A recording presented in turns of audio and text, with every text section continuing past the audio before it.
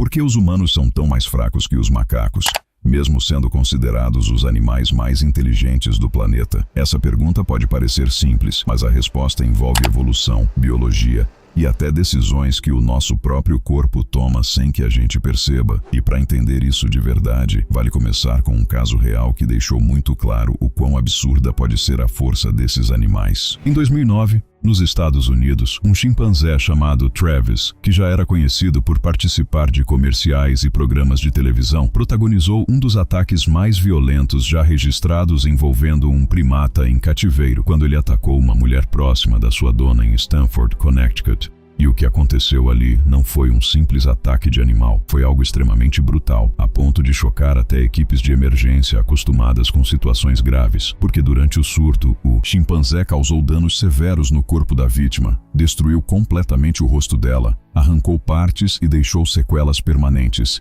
E mesmo após horas de cirurgia intensiva, os médicos confirmaram que ela nunca mais recuperaria a visão. O que transforma esse caso em um exemplo assustador de como um animal menor que um ser humano pode causar um nível de destruição completamente desproporcional ao seu tamanho. E é exatamente isso que levanta a dúvida principal: como um animal que muitas vezes pesa menos que um adulto humano consegue gerar tanta força? E mais do que isso, por que nós, que compartilhamos tanta semelhança com esses animais, somos tão mais fracos quando o assunto é força física pura? Para responder isso, primeiro é importante entender que quando as pessoas falam macaco, elas estão misturando grupos diferentes, porque existem os macacos comuns, que geralmente têm cauda, e existem os chamados grandes símios, que incluem chimpanzés, bonobos, gorilas e orangotangos. E esses sim, são os nossos parentes mais próximos na árvore evolutiva, tanto que, biologicamente falando, os humanos também fazem parte desse grupo, já que compartilhamos características como ausência de cauda,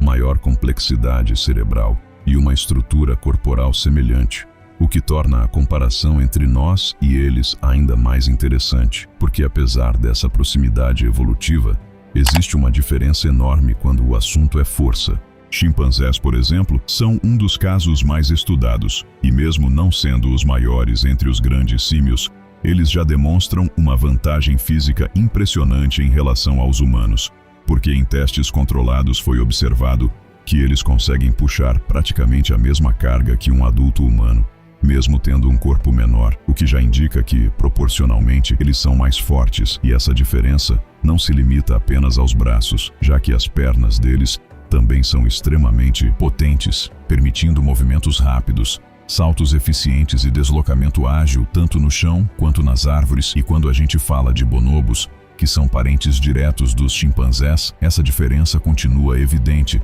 porque eles conseguem saltar mais alto que atletas humanos de elite sem nenhum tipo de treinamento específico, o que mostra que essa força não vem de prática, mas sim da própria estrutura biológica desses animais. Durante muito tempo, se espalhou a ideia de que chimpanzés seriam 5 a 8 vezes mais fortes que humanos, mas estudos mais recentes mostraram que esse número foi exagerado e surgiu de pesquisas antigas com metodologia questionável. Porém, isso não significa que eles não sejam mais fortes, porque na prática eles ainda apresentam uma vantagem clara. E a explicação para isso está principalmente na forma como o corpo deles funciona, especialmente no sistema neuromuscular, porque enquanto os humanos evoluíram para ter um controle extremamente refinado dos músculos, permitindo movimentos delicados e precisos como escrever, desenhar, costurar ou manipular objetos pequenos com precisão, esse mesmo controle atua como um limitador de força máxima, já que o cérebro evita que todos os músculos sejam ativados ao mesmo tempo com intensidade total, funcionando como uma espécie de mecanismo de proteção contra lesões, enquanto nos grandes símios esse freio é muito menos restritivo, permitindo que eles utilizem uma parcela maior da força disponível em seus músculos de forma mais direta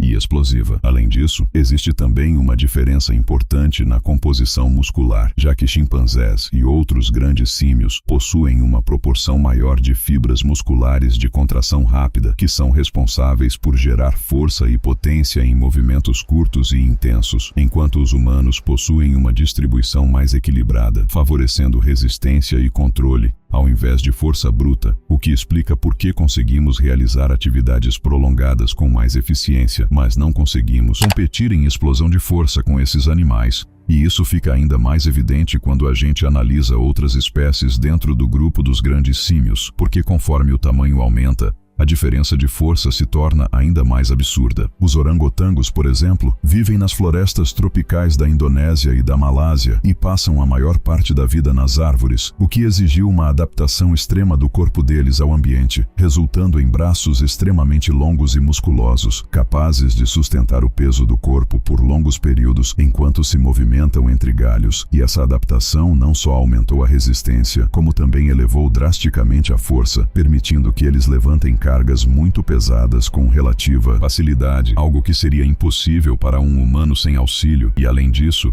a forma como eles se locomovem, usando o próprio peso e força combinados, mostra um nível de eficiência física que nós simplesmente não temos, porque o nosso corpo não foi projetado para esse tipo de esforço constante em suspensão. E então chegamos ao exemplo mais extremo de todos, o gorila, que é o maior e mais forte primata vivo. E nesse ponto a diferença entre humanos e grandes símios deixa de ser apenas significativa e passa a ser quase absurda, porque um gorila adulto pode pesar mais de 200 quilos e possui uma musculatura extremamente densa, com uma proporção muito maior de massa muscular em relação à gordura, o que contribui diretamente para sua capacidade de gerar força, e estimativas indicam que eles conseguem levantar ou arremessar centenas de quilos, superando com folga qualquer ser humano, mesmo os mais treinados. E além disso, a estrutura óssea e a mandíbula também são muito mais robustas, adaptadas para uma dieta pesada e fibrosa, o que reforça ainda mais a ideia de que todo o corpo deles é construído para suportar e gerar força. Mas talvez a parte mais interessante de tudo isso seja entender que essa diferença não aconteceu por acaso, porque ao longo da evolução, os humanos seguiram um caminho completamente diferente, priorizando o desenvolvimento cognitivo, a comunicação e a capacidade de manipular o ambiente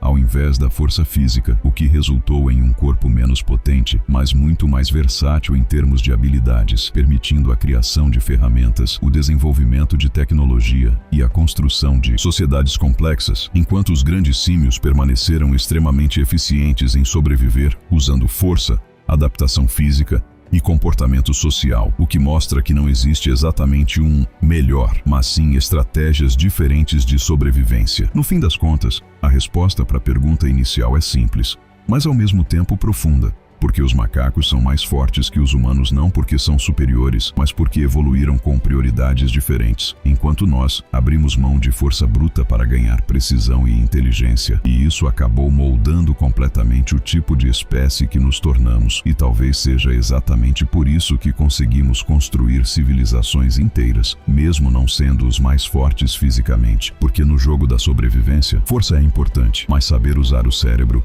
acabou sendo ainda mais decisivo. E mesmo assim, vale lembrar, se a disputa fosse apenas física, direta, sem ferramentas, sem estratégia e sem tecnologia, a vantagem não seria nossa e a história da humanidade poderia ter sido completamente diferente.